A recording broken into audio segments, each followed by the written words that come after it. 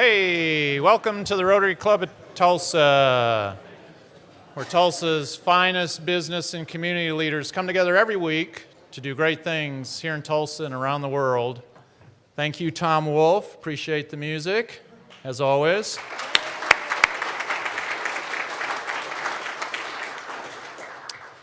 I am so glad to be back. I missed you guys last week. I love Business Visitation Day. I really do. And we had, Cliff and I had some folks out at our place. But I love the energy of this group. So Stu, hey there.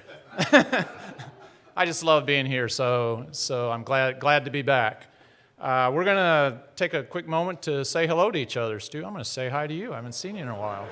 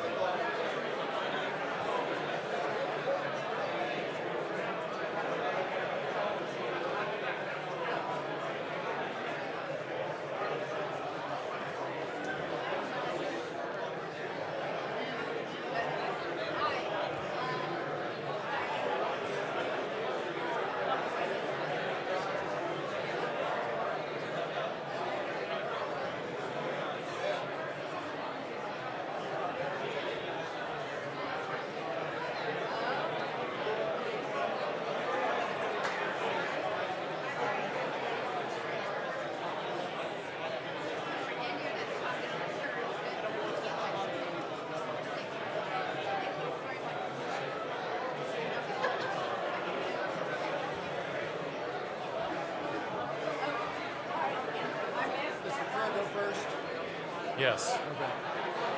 Is that me? It is you. Just checking.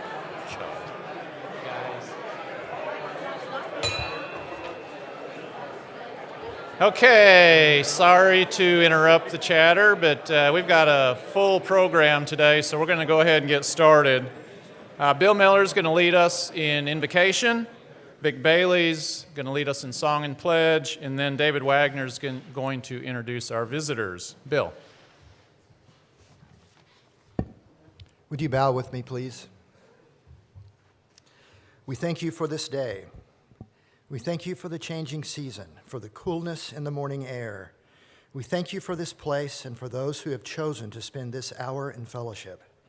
We thank you for Rotary and for Rotarians who desire to make our world a better place for all humankind. And Father, we thank you for giving us the desire to love our neighbor and to forgive our neighbor, and for filling our hearts with hope and not fear. Amen. I want you to join me in singing this song because, number one, it's All Saints' Day, where we honor those who have gone before. And number two, the events of yesterday tell us now more than ever we need divine guidance. So let's sing God Bless America. God bless America, land that I love. Stand beside her and guide her with the light from above, from the mountains to the prairies, to the oceans, white with foam. God bless America, my home, sweet home. God bless America, my home, sweet home. I pledge allegiance to the flag of the United States of America and to the republic for which it stands, one nation under God, indivisible, with liberty and justice for all.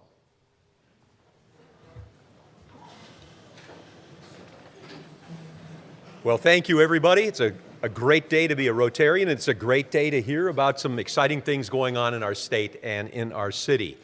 I would like to introduce the visitors and their hosts. If you'd hold your applause until the end of that. when everybody has been introduced, we can officially greet them. But welcome to the Rotary Club of Tulsa. We are so glad that you are here. First of all, our guest and our guest speaker today, Bob Blackburn from the Oklahoma Historical Society, a guest of Karen Keith. And also a guest of Karen Keith is Jeff Moore, if you could please stand, from OK Pop. Welcome, Jeff. Walker Hansen, a guest of John McGrath. Walker, where are you? And John, right over there. Welcome. Good to have you here today. Karen McCannell, a guest of Barney James. Karen is back over there with Barney. Welcome. Good to have you here. Sarah Fry, a guest of Kathy Correll. Welcome. Good to have you here. And then Lacey Taylor, the guest of Monica Martin from Resolute PR. Welcome, Lacey. And right alongside is Toot HW, a guest of, and Toot is here from Myanmar, and she's here working with Resolute. So welcome. Good to have you here. Let's give all of them a warm welcome.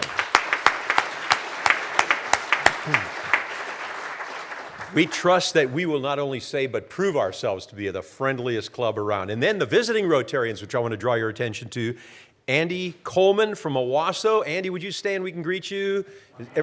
Hi, Andy. As well as Brian Jackson from Sand Springs. Hi, Brian. I think we ought to give Brian dual citizenship. We always enjoy having him here. Appreciate it. Thank you so much, everybody.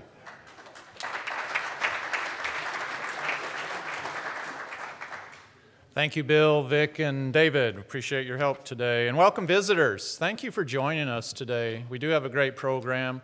We hope you'll consider joining us. You'll meet some great Rotarians, have some great fun, and make some friends, and have a chance to get involved in helping out those in our community who need a helping hand. So thanks again for joining us. So I'd like now to thank our meeting sponsors for this week's meeting. Stan McCabe with Key Personnel, Rhonda Hayes and T.C. Blair with Spirit Bank, Robert Babcock with One Gas, and Chris McCowan with Small & Associates. These businesses have stepped up and put a little bit more money in the pot to help the club with its finances and stuff, and so we appreciate that. And as always, I'd encourage you to do business with your fellow Rotarians, or at least think about it. I'd like also to now thank our volunteers for today's meetings. These volunteers work tirelessly behind the scenes. We appreciate them every week. Let's give them a round of applause.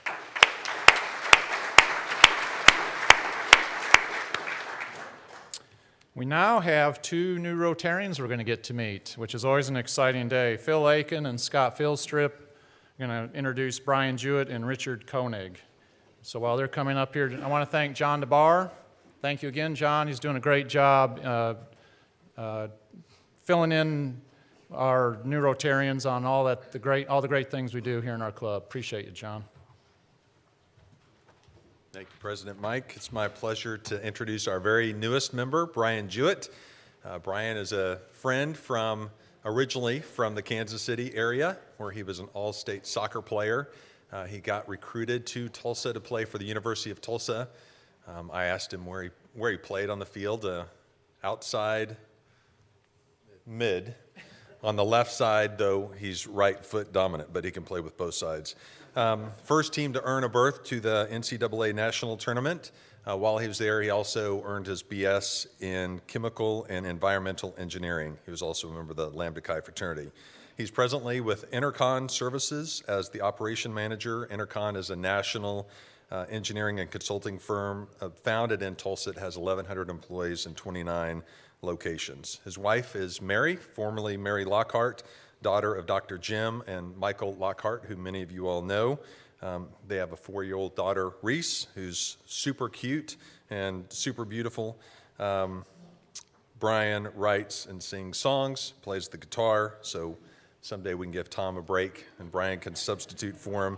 And as you might imagine, he coaches soccer as well. So help me welcome Brian as our newest member.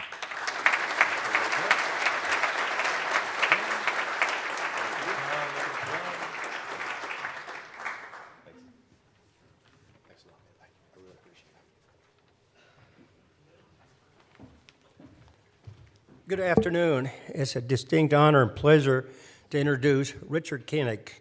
Richard's a longtime friend and colleague, and he's going to be a great Rotarian. Richard grew up in Alton, Illinois, moved to the Dallas area. In the 1980s, he came to the wonderland of Tulsa. And since then, he established himself as a premier leader in precious and fine jewelry. And I know a lot of the lady Rotarians and Rotarians of us guys, our wives know Richard very well. He was the leading provider of fine jewelry, not just in Tulsa, but the entire Midwest and Southwest, and established records in profits and growth. And his team established many records for success. Richard always had a love of music, and it got to be transition time, and we got him to join the Tulsa Opera. He had season tickets, loved the performances, and my wife Margie was instrumental in telling Richard to get more involved. As time marched on, Richard saw the calling to become a full-time employee of Tulsa Opera, and since then, he has spearheaded the development and donor relations for Tulsa Opera. And this year, Tulsa Opera has established their 70th year anniversary, and Richard is providing great performances. Sarah Coburn will be doing a fundraiser on December 2nd, so put that on your calendars. It's a real honor and pleasure to welcome Richard to Tulsa Opera, and also now to Tulsa Rotary. Richard, welcome.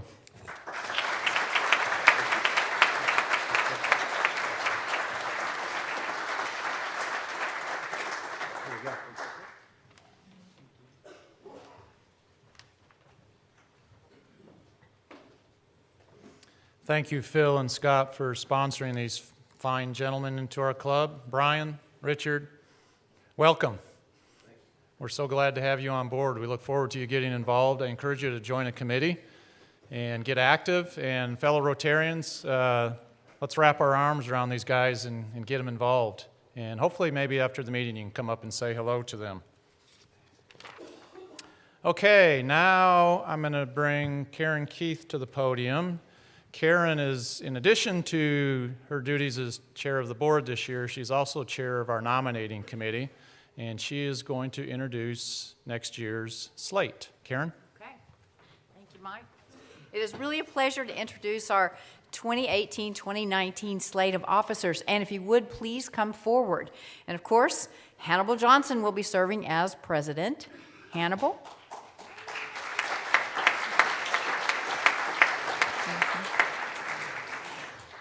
And Becky Fields will be serving as president-elect.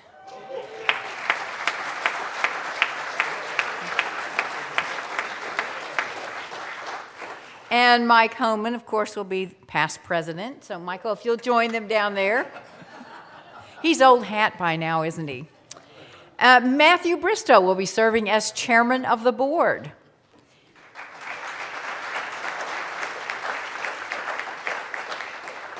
Mandy Witten as Sarge at Arms. Not sure. I haven't seen Mandy today. And Kathy Gorell, Long Range Planning. Kathy, we're so grateful. That's a big commitment.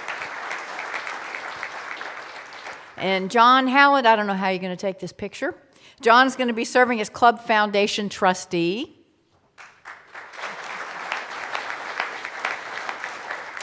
So this is our slate, and we also have, if they would also come forward, Director at Large nominees John DeBar,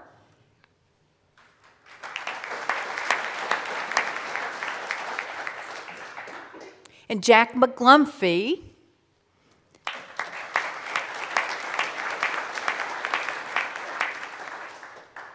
and Bill Miller.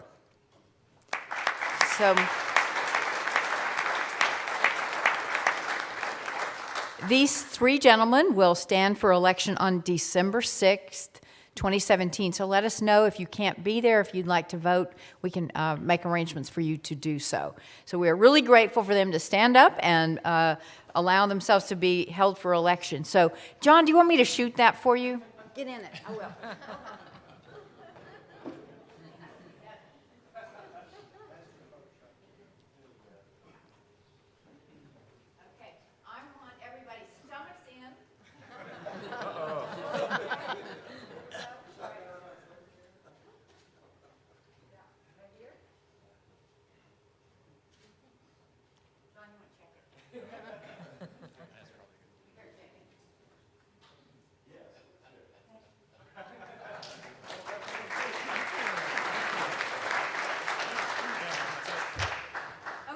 Let's hear it again for our slate of officers. Thank you so much.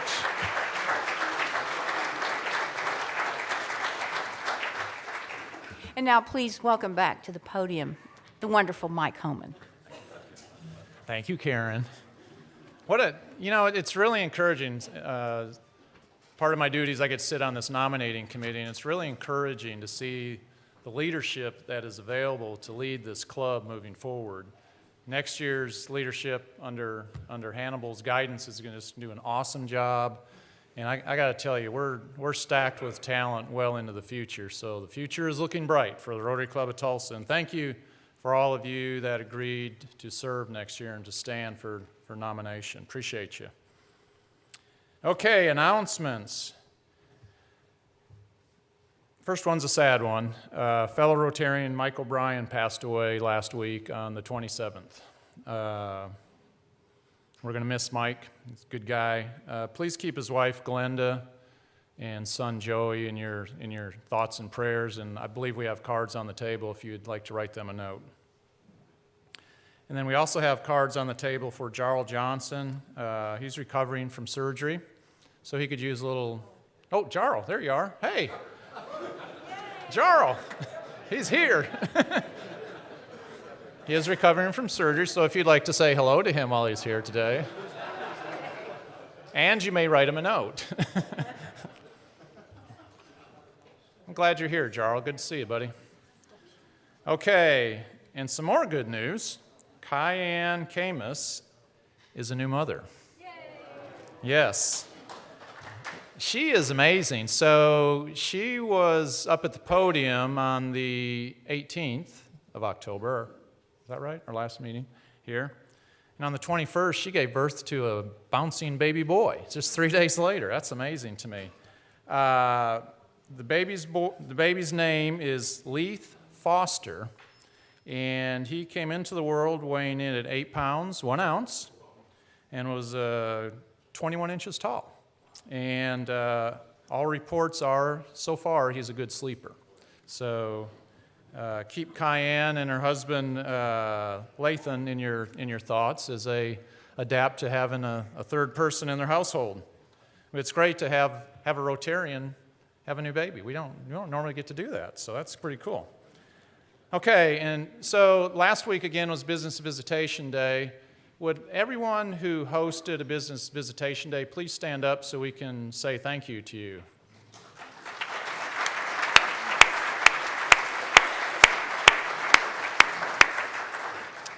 Again, Cliff and I had some folks at our place. We had a great time. Love Business Visitation Day. Thank you to all that hosted. We appreciate you. And last week was a busy week for yearlings. We had Yearling University on Tuesday evening, which was great. The committee chairs explained all the different activities available to us in our club. And then on Thursday evening, we had our first mentoring social at Kip Lycom's house. Thank you, Kip, for hosting, and Monica and Kip are chairing that committee. Got off to a great start. Again, if you ever need your batteries recharged, go to one of these yearling events because we have some amazing new members coming into this club. Amazing. Okay, so I know the holidays are just around the corner whenever I show up, and the Salvation Army bell ringing board is outside there. I don't know if you took notice of that today, but it's time to sign up for bell ringing. We're going to do that on December, I just signed up, 7th. Thank you, Thursday. I think they start like at 11 o'clock in the morning, and you can go till later in the afternoon. Is that right, Jerry? Okay. So stop out there and sign up. We've got a long tradition of raising the most money. We need to hold tight to that. And also, Shop with a Cop is coming up. Chris was outside signing up people for Shop with a Cop, so please sign up. That's on Saturday, December 9th. Correction, December 2nd. Thank you, Chris. Okay. From 8 till noon. Did I get that right? Yep. Okay, 8 till noon. At the Target at 17th and Yale. And that is just a really fun time, a real great opportunity to give back to some of the young kids at Sealy Clinton. you'll have a great time, I promise you. You cannot leave that event and not feel really good about life. And then MSNI Workday, our MSNI Workday is, or Met's Medical Supply Network, is on November 11th, which is this Saturday. No, next Saturday, sorry. Man. From 8 to 12. And they'll have coffee and donuts, and please bring family members. There's lots of work to be done out there, so the more the merrier. And finally, next week, Terry Heritage will be here with Interim Healthcare, and they're sponsoring our flu shot clinic. So if you need a flu shot, we want everyone to be healthy through the winter. Show up. That'll be on next week's meeting, November 8th. If you'd like to participate, bring your insurance card, your ID, wear short sleeves if you can. Otherwise, we'll roll them up or cut them off, whatever is appropriate. And she'll be giving shots before and after the meeting. We are a busy club, aren't we? That's pretty crazy. So today's committee meetings. Rotary Youth Exchange is meeting in room 231. Club Foundation trustees are meeting in room 233. Club Foundation Grants Committee are meeting in room 232. And then Shop with a Cop is meeting in room 234. So if you got some time and want to get involved with any of those committees, pop in after Rotary and join them. Okay, so onward to our great program. I'm now going to introduce our Rotarian of the Day, who is Karen Keith. She's not only chair of the board, not only chair of the nominating committee, but she's Rotarian of the Day. Karen joined our club in 2004. She is Tulsa County Commissioner, for those of you that don't know. And she's a Paul Harris Fellow and a Club Foundation Fellow. And she is here to introduce Bob. Karen?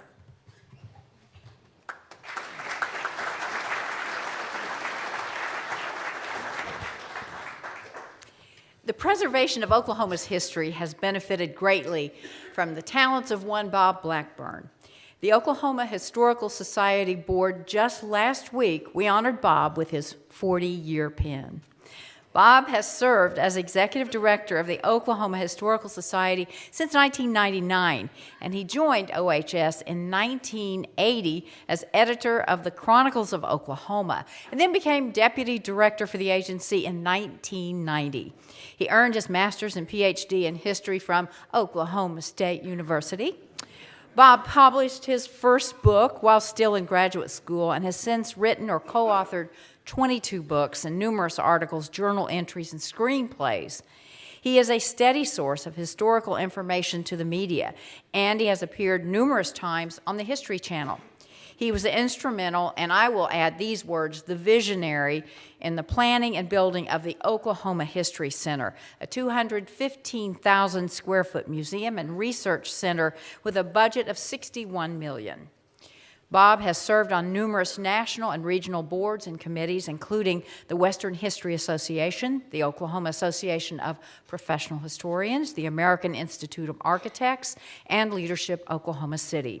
His hobbies are reading, running, carpentry, landscaping, and golf. Don't know when he has time to do that, but Bob is married to former state representative Debbie Blackburn, and they have one son, Bo, who is a professional photographer in Colorado. Bo and his wife, Tori, have one son, making Bob and Debbie first-time grandparents. So, Bob's staff has done such a great job at creating and saving photos about Oklahoma and Oklahomans. Can you flash that next one? It's so easy to use that you can capture just about anything. So I could not help but share these photos of a very young, enthusiastic Bob Blackburn in the early years.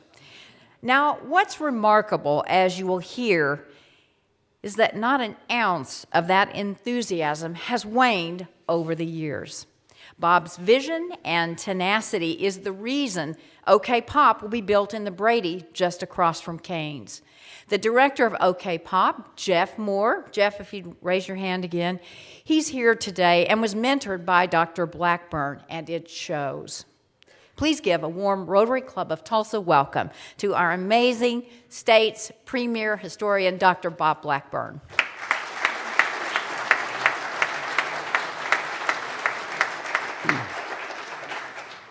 Thank you, Karen, too kind. Well, the photographs surprised me, and they surprised me last week at the board meeting, and my staff found those somewhere in our archives. We have about 14 million photographs in our collections, and they found those two.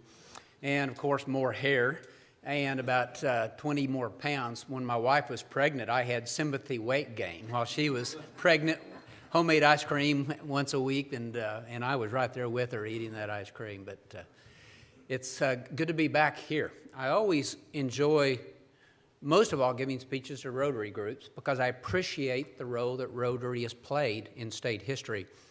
In 1988, I had the good fortune to work with a man named Doane Farr. And some of you elderly folks might remember Doane, but he was Mr. Rotary in Oklahoma for years, got into Rotary in 1918 in Clinton, Oklahoma. And he wanted me to do a book about his life. And he really wanted about his Rotary experience. I wrote about his trucking company, but I also wrote about Rotary. And one entire chapter was when he was district governor in 1935. And I had all of his documents when riding the train through the district. So I've appreciated Rotary since. And every time I do an exhibit about a community history, the history of a business, the history of drive in the economy, I always think about Rotary and the role that Rotary has played in our history. Well, when I became Deputy Director of Operations in 1989, going into 1990, one of my first tasks was to come up with a blueprint for success or failure. Each of you in the business community probably have a business plan. We want gross sales. We want so much net profit. We want to have this number of employees. We want to have this reach into the market. So you come up with your plan. Well, that is your blueprint for success or failure. At the Oklahoma Historical Society, there had never been a blueprint for what was successful, what was failure. In too many ways, legislators set the agenda. They decided if you were succeeding or failing with appropriations that come with directions and control. Well, we needed something that was broader, something that would stand the test of time. So I came up with three contexts: geographical, are we serving the entire state? One conclusion that came out of that, we're not serving Tulsa well enough, that we needed to do something about increase our presence. I've worked with Hannibal now since 97 and 98 when I was chairman of the Tulsa Race Riot Commission, but wanting a place in Tulsa was priority. We've now accomplished that with the OK Pop. We needed to make sure we were dealing with all time periods of Oklahoma history, not stuck in the 19th century, as our agency was for too many years. We needed to get more involved with the 20th century. Not only was our first major new business model used at a Route 66 museum in Clinton that opened in 1995, that's now grossing $400,000 a year in paying the expenses, is that we've expanded that 20th century theme to OK Pop, which is largely 20th century. And then finally, the themes in Oklahoma history. And as we looked at what the Historical Society had done since 1893, when we were created, to collect newspapers, today we have the 34 million pages of newspapers, including every page of newspaper published in Tulsa since 1898. But that we said we're heavy on Indian history, land run history, lots of topics like architecture even and historic buildings. But as I surveyed what we had accomplished in terms of collections and exhibits and outreach programs and books, we had done a lot on politics, for example, but there was one part of our history that had been virtually left out, other than a few small cases, and that was the history of free enterprise in Oklahoma, the wheels of the economy that would drive the story that helps us understand Indian history, understands the challenges and the successes of the 89ers and those making the land run, the history of the built environment. The buildings are being built because the economy is booming.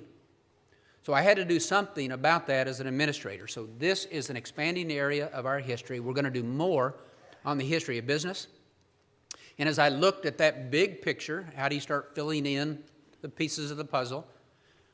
Has to start with oil and gas. As I say in speeches around the country, really, without oil and gas, Oklahoma is Arkansas. That has built our cities. That has built our infrastructure. 1,000 of the 1,200 foundations affecting quality of life have come from the oil and gas community. So we've done 2 exhibits, a 2-acre outdoor park with 4 derricks, with the story of oil and gas in Oklahoma going back into the 19th century, and a newer exhibit that opened 5 years ago inside with the story of oil and gas from exploration all the way to well completion, distribution, and use of that. Still wasn't enough on economic history. Finally, we had an 8,000 square foot gallery that was open for a new story. I didn't have to search long for the story that Bob Blackburn wanted to tell. The board approved, the staff engaged. We said, we've got to do something on the history of free enterprise in this state so we have a better idea of the challenges we're facing today, hopefully gaining a better ability to take advantage of opportunities. And then I think, as importantly as anything, how we need to work together to drive the wheels of the economy in this state and region. It can't not be Oklahoma City versus Tulsa.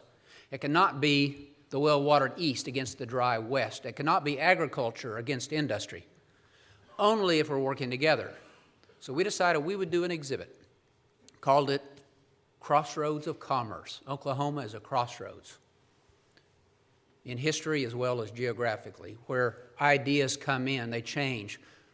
Well, I wanted to trace the story of Oklahomans walking onto the stage of history with the conditions, the challenges, the opportunities, and how individuals make a choice. Do we take a risk? Do we find a way to invest? Do we pull the people around us to build a team?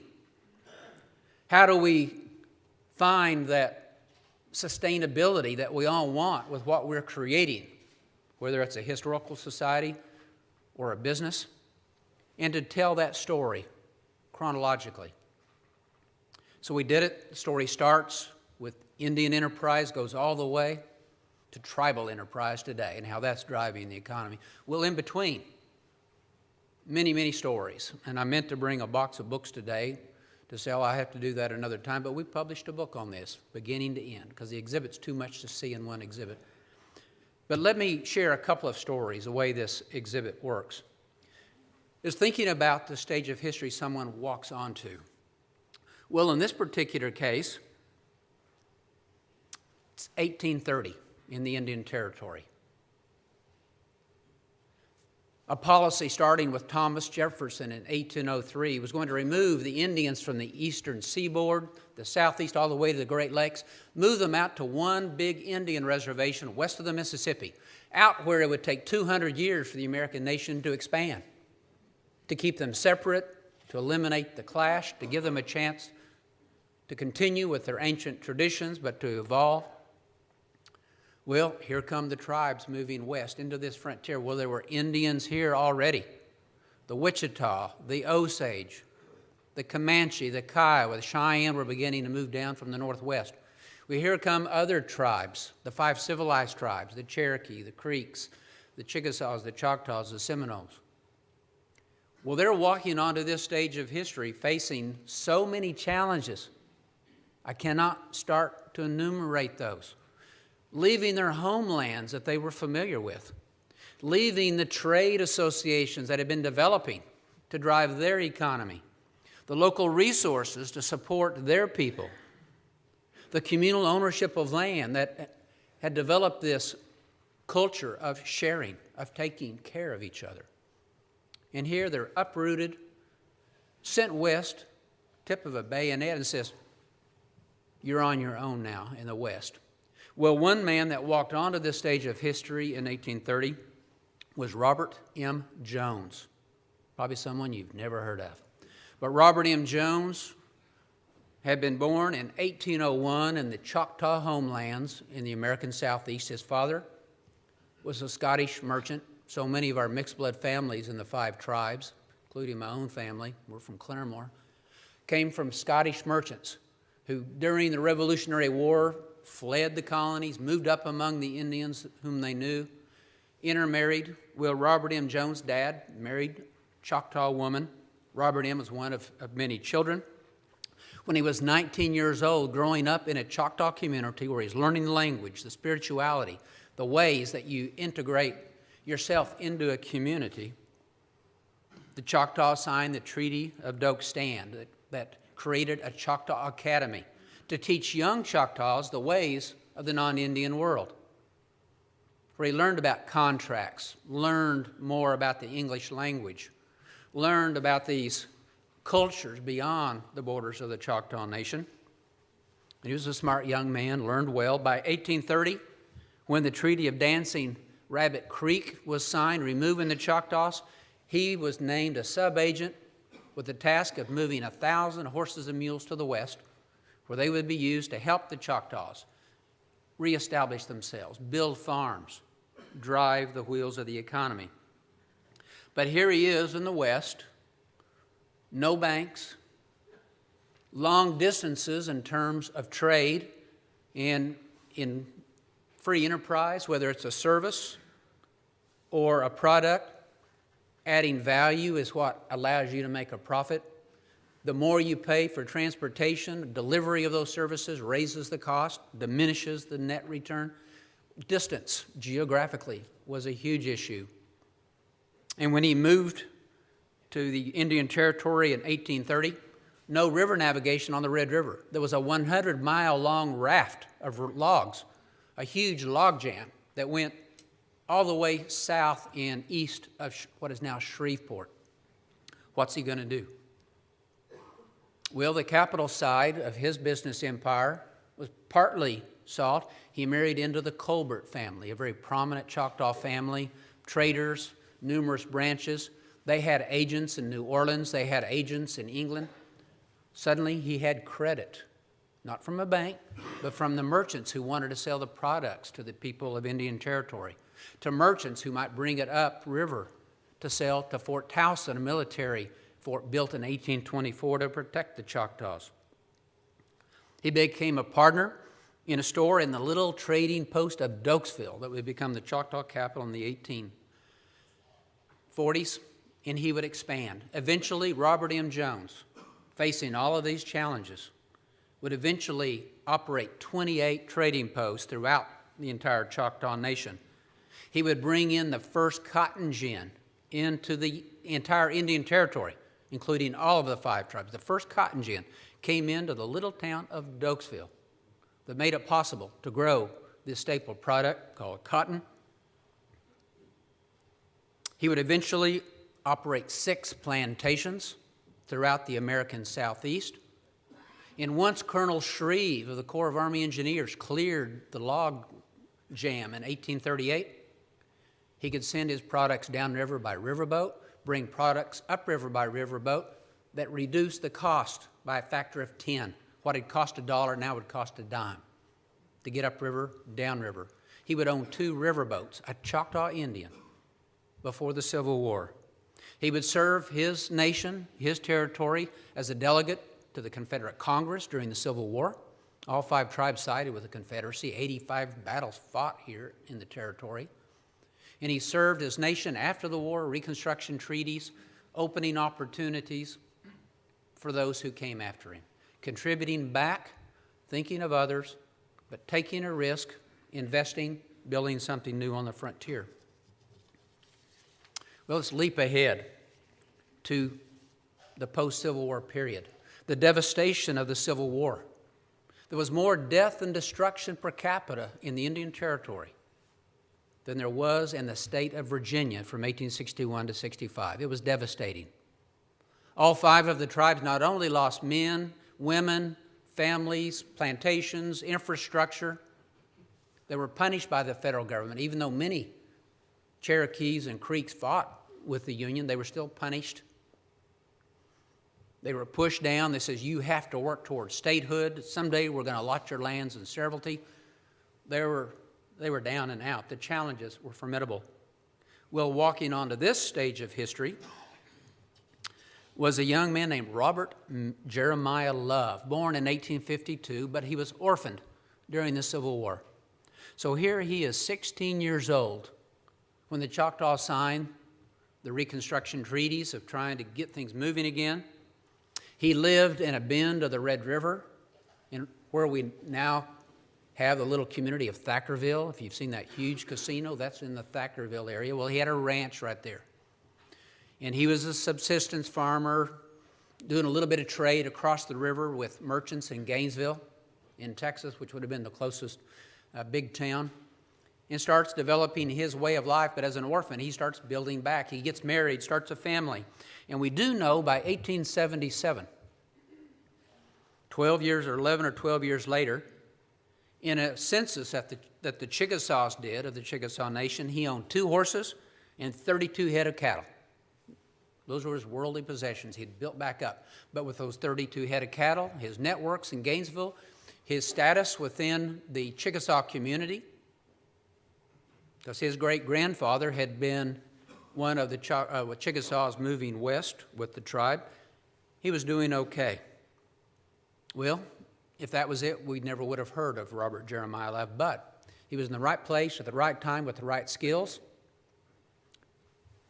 When the stage of history is changing, there's an opportunity. Congress allows the second railroads to be built through the territory. The first had been the Katy, 1871, that went through Veneta, Wagner, Muskogee, Eufaula, Durant. Well, now you can build a second set of railroads. Well, here come the railroads, east and west, that would come through Sapulpa in Tulsa. Well, the other one was going to go east and west through the Indian Territory, farther to the west, beyond the tree line, out onto the high plains. One crew was going to start in Coffeyville, or Ark City, Kansas. One was going to start at Gainesville in Texas. And they were going to build towards the middle and meet somewhere out on the high plains.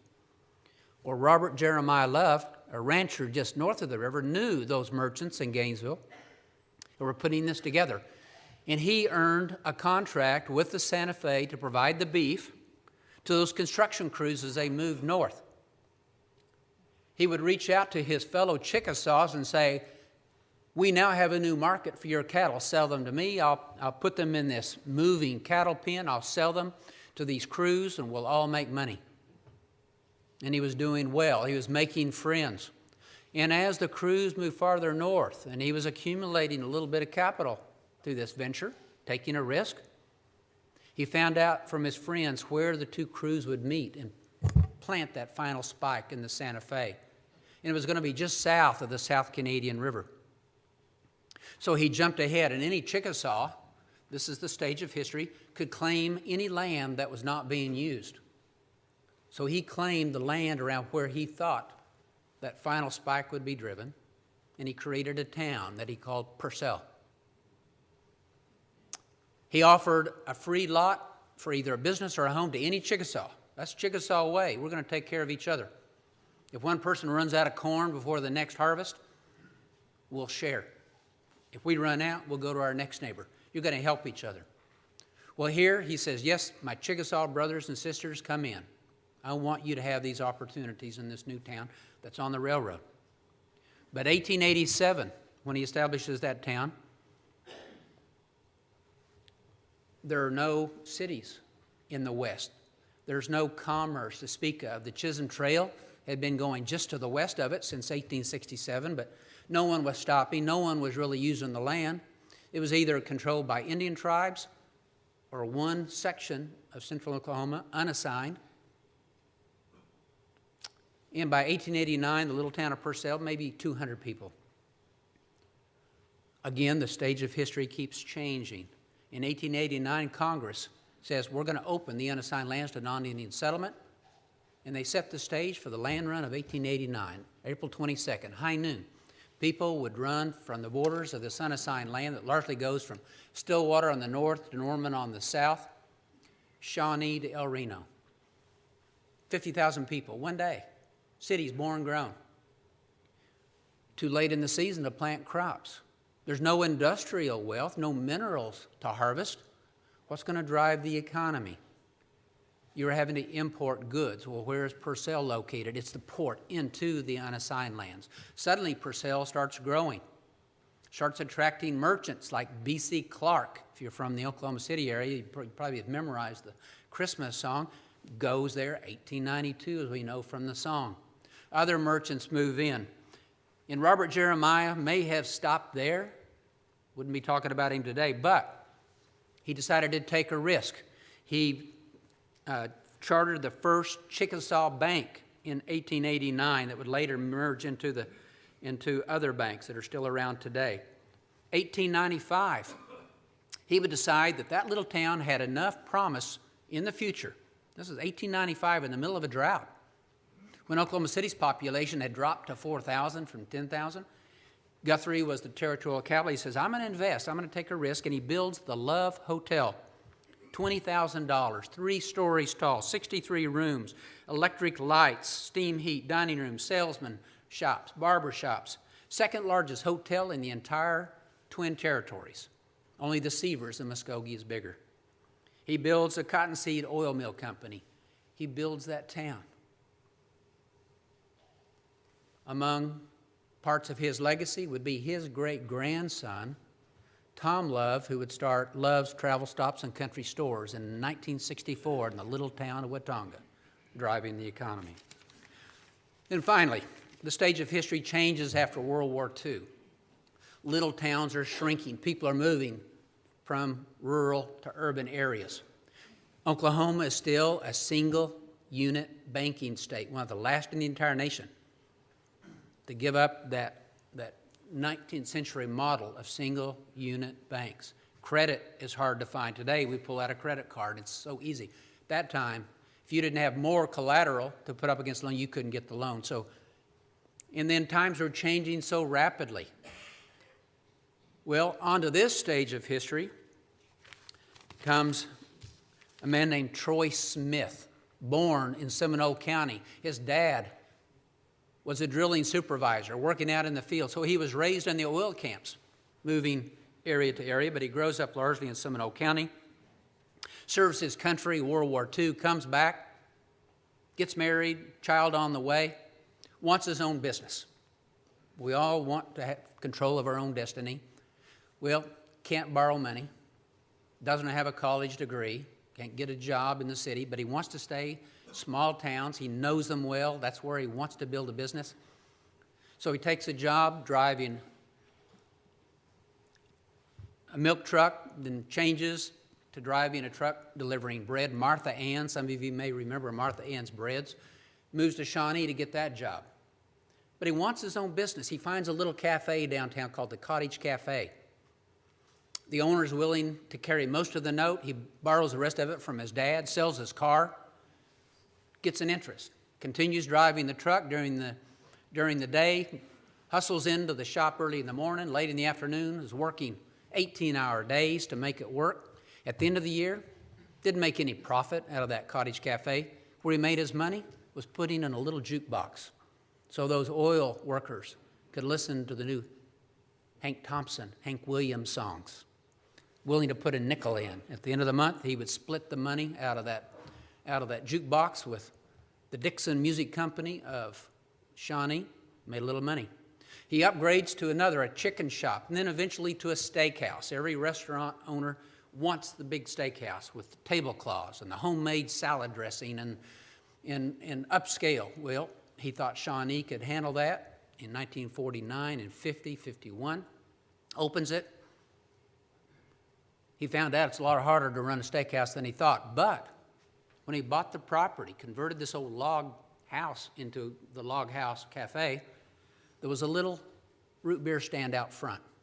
One employee, limited menu, but overhead was low, wastage was non-existent. And at the end of the year, he started looking at the books. He was getting like a 5% return on all this money into the steakhouse, but 25% net return on his investment in that little root beer stand. So he started improving it. He decided, well, if I can get car hops, we can let people order out of their cars. People are driving more and more. Then once he has car hops, needs to protect them, builds canopies. Then he sees the impact of music, had known about it. He puts in speakers every 4 cars. Largely what he has finally is a kitchen, small kitchen, with canopies and bringing in cars. And he's tinkering with the idea. A fellow from Woodward who grew up in Kingfisher, a merchant family there, be gone bankrupt in a hotel in Woodward, is selling literally pickles. And he stops by to sell pickles to that little merchant and likes what he sees. He says, Troy, I want to use this model for Woodward, Oklahoma. And they build a second, Top Hat Cafe. Then they build a third in Stillwater and a fourth. Then they said, well, this new thing called franchising looks good to us. Let's take our concept. Doesn't take much to invest. The money is coming from a partnership. The motivation is coming from finding a young person who will be the manager, who will work hard, get a little dividend, a little bonus if you make money. Motivation, labor force is going to be motivated. The cost of the real estate is probably least initially. Then building that little kitchen and canopies is all the investment. They want a franchise. They try to get the name of Top Hat can. It's already used somewhere.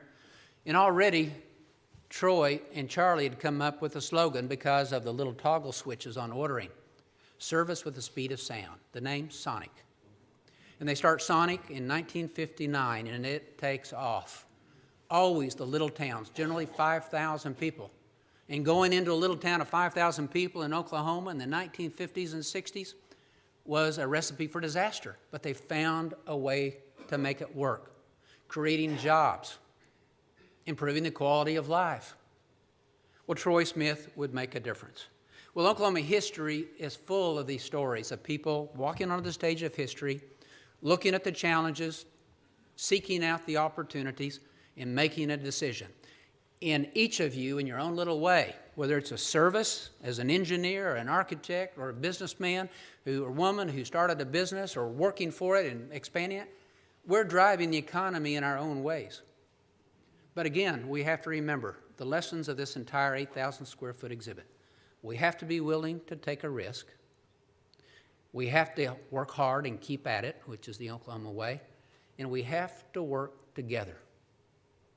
Our leadership, whether it's in the neighborhood, in the city, the county, the state, the country, only if we're tearing down walls, if we are reaching out to each other and trying to do what's the greatest good for the greatest number of people, will we be successful in the long term and find that sustainability in our business to know how to recognize that next opportunity. In the OK Pop, we will have an element of this story of free enterprise. You may think of Bob Wills as a musician up there on the stage with his band. Bob Wills was first a businessman. The reason we know about Bob Wills, and he's so iconic, is that he took fiddle music coming off the ranch and the farm and would combine it with gospel and jazz and take advantage of radio and then use the radio to promote the dances that got him into the movies, that got him into the recording industry. He was a businessman first, also a musician. That was his skill. That was his product to add value. He found a way to do that. Leon Russell from Tulsa would do the same thing. Shelter Records. If you saw the most recent documentary on Tom Petty made his first 2 records with Shelter Records and started Tom Petty's entire career. Tom Petty is unique, good businessman, took on the record industry at one time with lawsuit. This story of Oklahoma's entrepreneurial spirit can be seen in popular culture. We are going to have that as part of our story that will distinguish us from other museums around the country. It will be unique. Well, we're still collecting that story. I've already had 2 conversations today about collections that can help us tell this story. We need your support. We need you to join the Oklahoma Historical Society, to be part of the OK Pop, to think about your own collections, your own stories. Let's make sure that we are achieving our core mission, getting back to my plan, 1989, that we know success or failure in collecting, preserving, and sharing history. I look forward to working with all of you for many years, and thank you for what you do for the city of Tulsa. Thank you.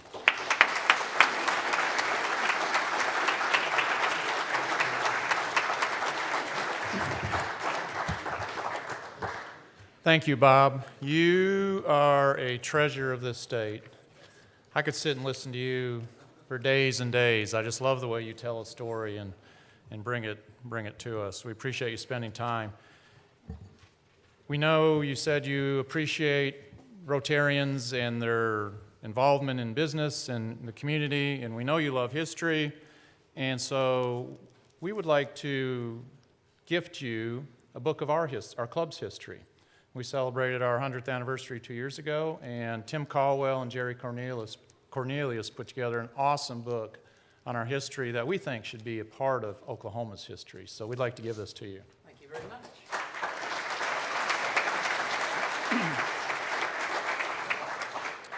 And Jeff, we look forward to you. I think you're going to be here in February talking about OK Pop, so you're going to want to put that on your calendar.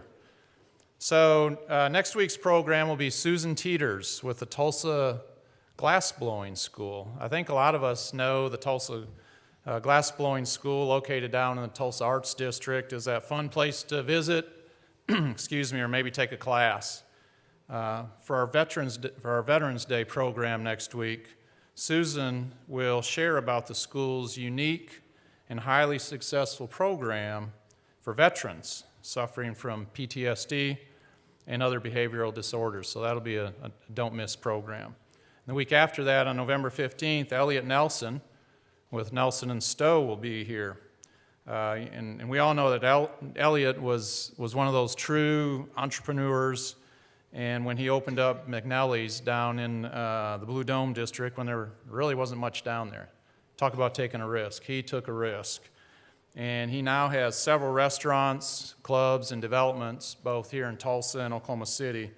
And so Elliot's going to share his vision for downtown, including the massive Santa Fe development that's going to be located directly across the road from the original McNelly's. So that'll be a great program, too. So now, I encourage you to go out, tell your Rotary story to your friends, and don't forget to bring a friend to Rotary next week.